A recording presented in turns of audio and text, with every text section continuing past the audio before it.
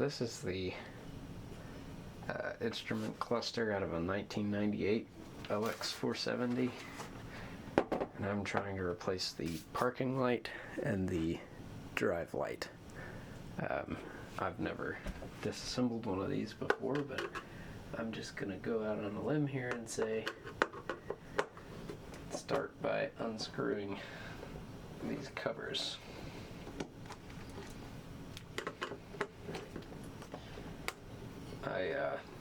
I did not buy new parts for this. I'm gonna go to a junkyard this afternoon and might find a couple,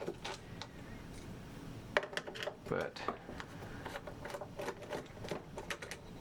one thing you could do is like take one of the bulbs from the other and just move it around. So like if you never use your center diff lock, or if you never use your wiper fluid indicator light, then you could just move it. It looks like you also have to remove these three.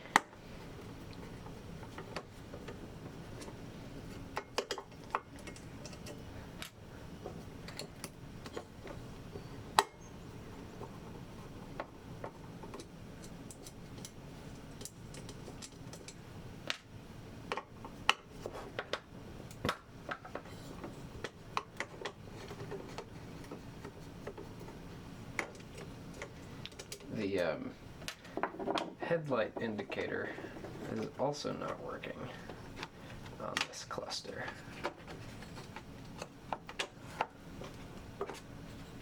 There you go. Oh my, okay. The easiest way to tell which light each of these are is just to put a flashlight underneath. Then you can take the bulb out.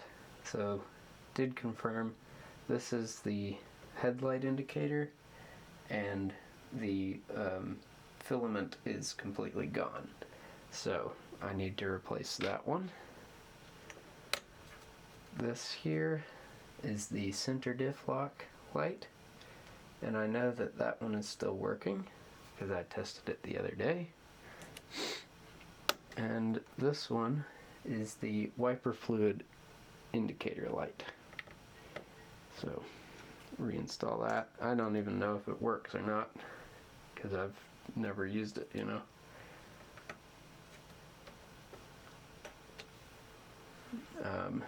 This is the rear locker light.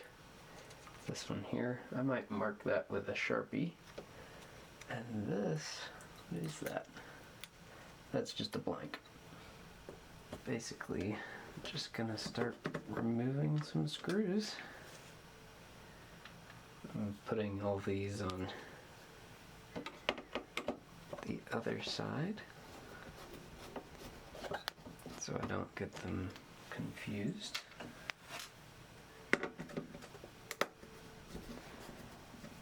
One of the benefits of filming what you're doing is that when I inevitably make mistakes, I can go back and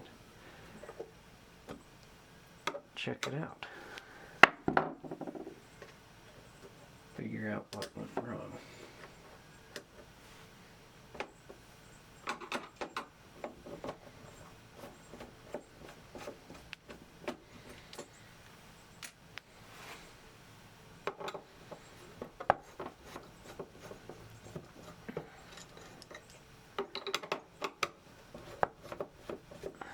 This is much more involved.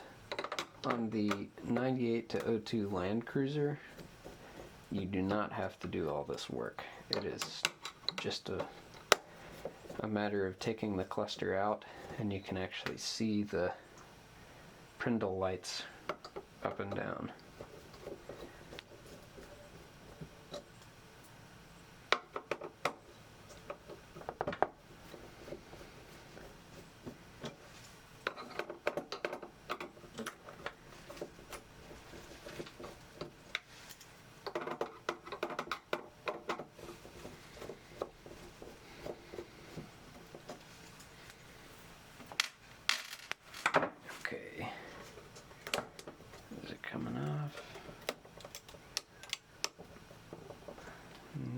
still one here.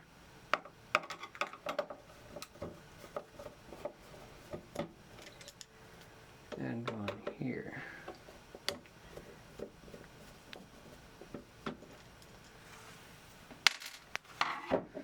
Now I'll try.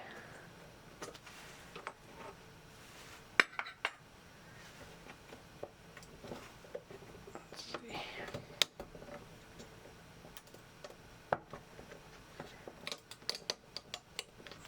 Oh, there's one. And that blends in so much. You can barely see them.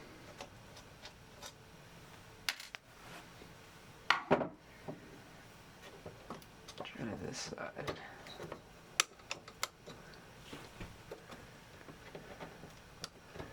Come on. There we go.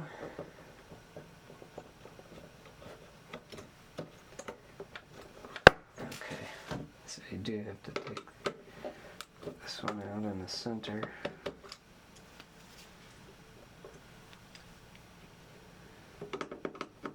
And this one. This is ridiculous. Okay.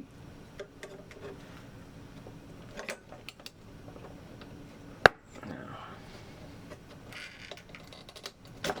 be really careful with all these ribbon cables.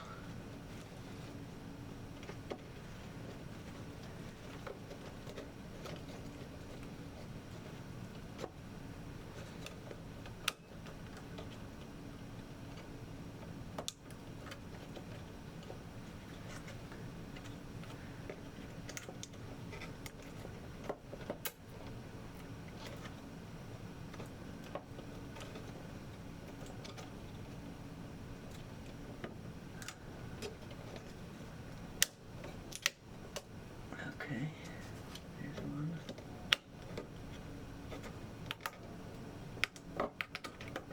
There's one.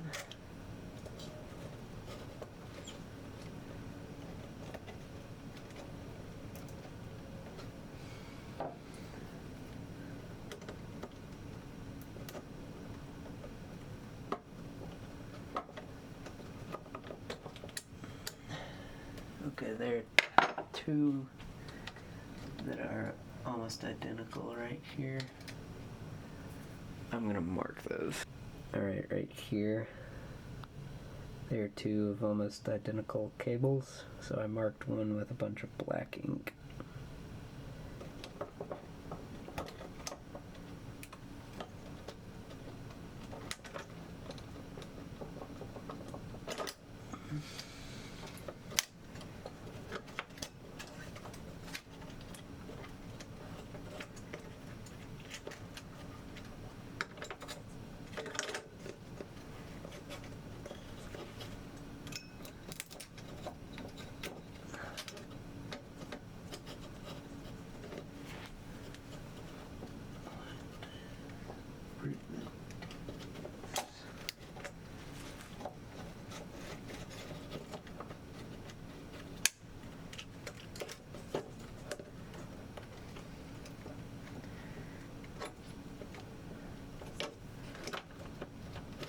Okay.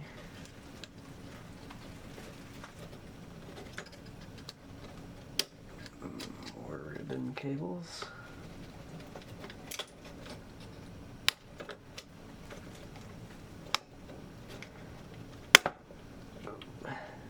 That's not good. I don't think I broke it, but still not good.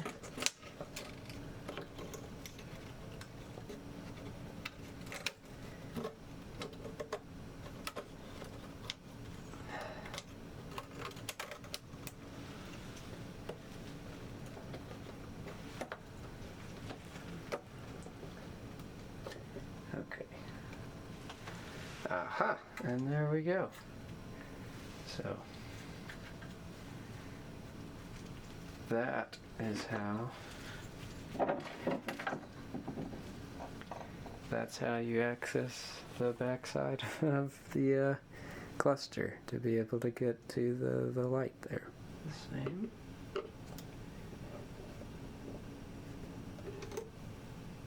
Yes. Okay. So use the same little method here.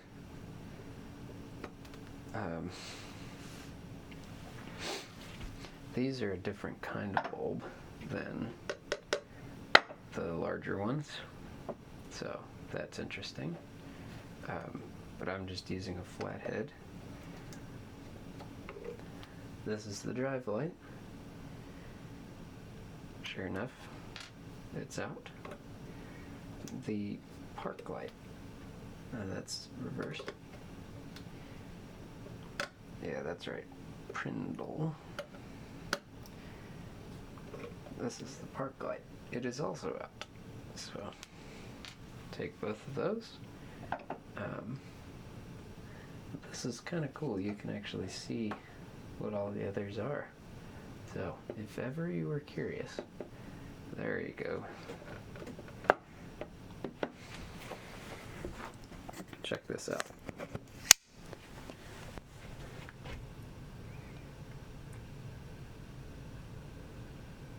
That's pretty cool.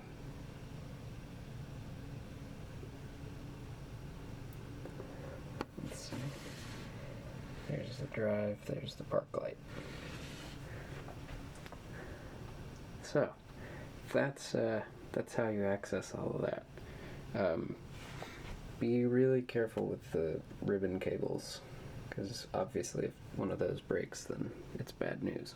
There are two style of bulbs. The larger is for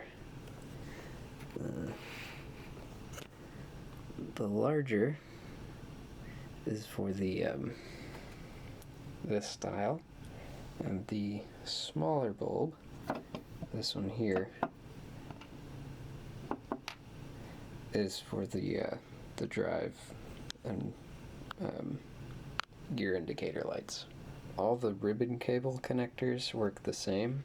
There's a sleeve that you just pull up, and then you can pull the ribbon cable out. This one, the sleeve came off. I don't know if it's supposed to or not, but it did. So I'll reinstall that when it's time to put everything back together.